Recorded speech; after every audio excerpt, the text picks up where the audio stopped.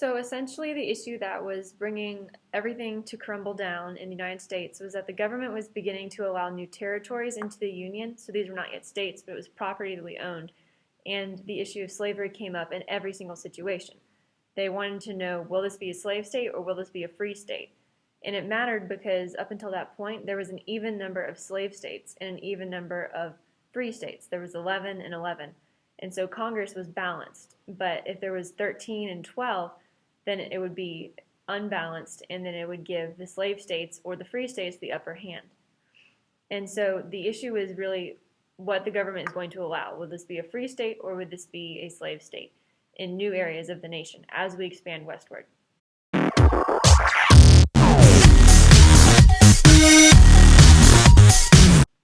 And in 1819, the residents of Missouri Territory, so not the state Missouri, but the territory, asked to enter the Union as a slave state. Well, this made the northern states upset because it would allow them to have 12 slave states and only 11 free states, and it would upset the balance in Congress. So in 1820, they came up with a solution, and the solution was the Missouri Compromise. They said that Maine, way up north, would be admitted as a free state, and Missouri would be admitted as a slave state. This compromise would work for some time, but in Georgia, a man said, "We have kindled a fire which all the waters of the ocean cannot put out, which seas of blood can only extinguish." So, he was saying essentially there's going to be a war and it's coming soon. We have a vocabulary enrichment term that is abolition, and abolition means demanding an end to slavery. So, an abolitionist was a person who believed that slavery needed to end and soon. Then, third, the Wilmot Proviso was in the early 1840s. You can add this to your timeline and just say early 1840s.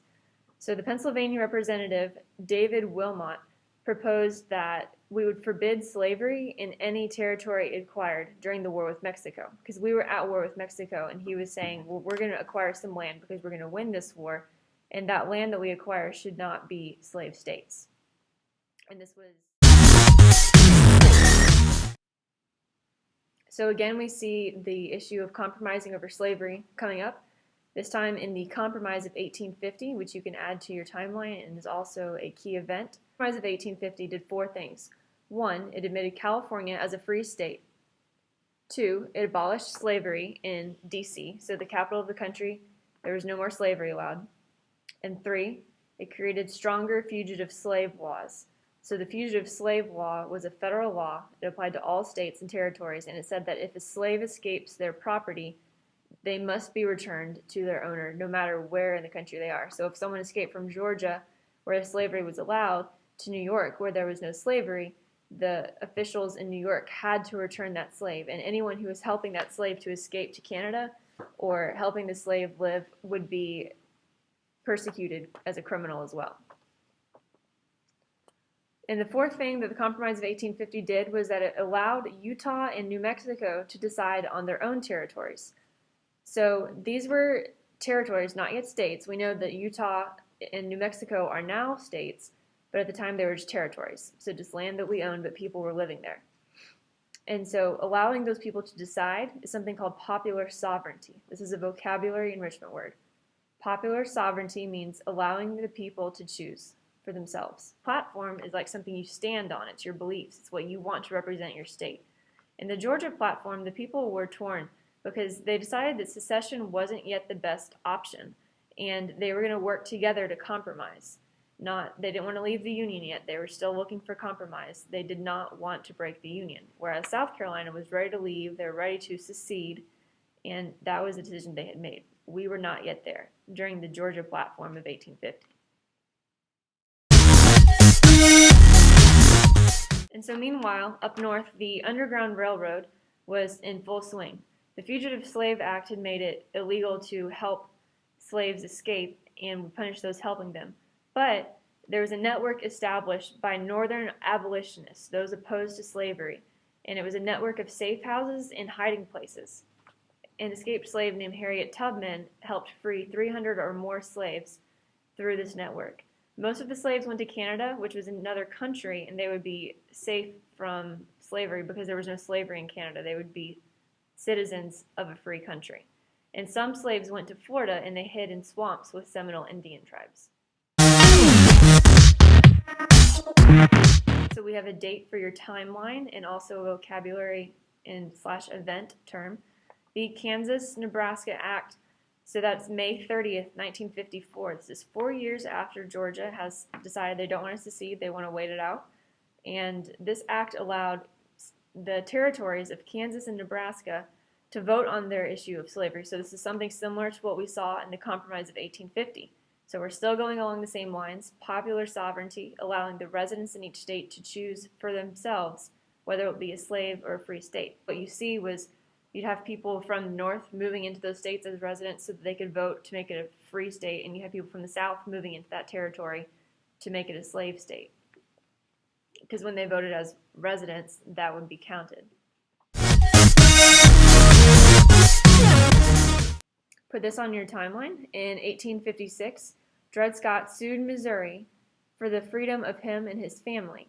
He claimed that since they had lived in a free state as freed people, then they should be allowed to sue for their freedom. He was turned down by the state court and it went to the Supreme Court. And then a year later, in 1857, the judge ruled that because Dred Scott was not a U.S. citizen, he did not have the right to sue U.S. courts, and it was turned down again. So the slave states counted this as a victory, and the northern states opposed to slavery were very upset.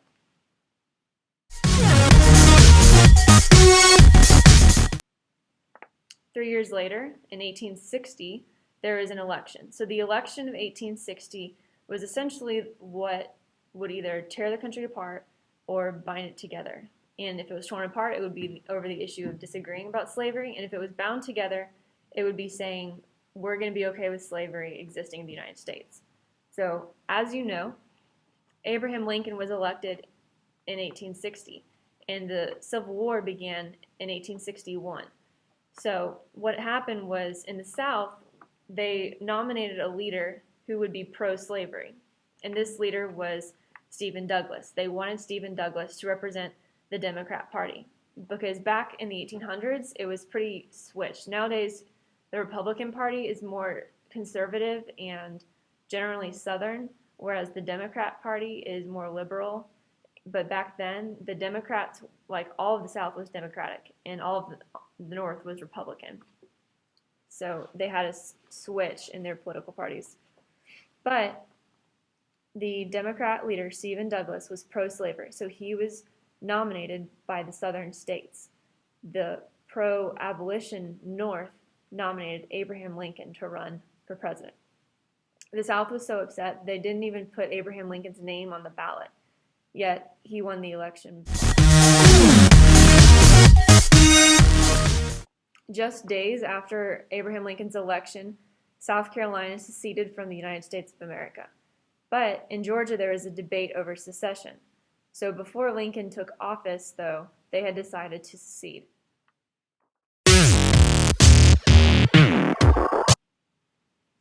Here's a timeline date. On January 16, 1861, a secession convention met in Milledgeville, Georgia, right here, and there was 208 who favored immediate secession. 29 wanted to wait. So ultimately it was voted that Georgia would secede immediately, and Georgia was declared the free and independent Republic of Georgia. They had seceded from the Union. Before Lincoln was even elected, they were joined by Missouri, Florida, Alabama, Louisiana, and Texas.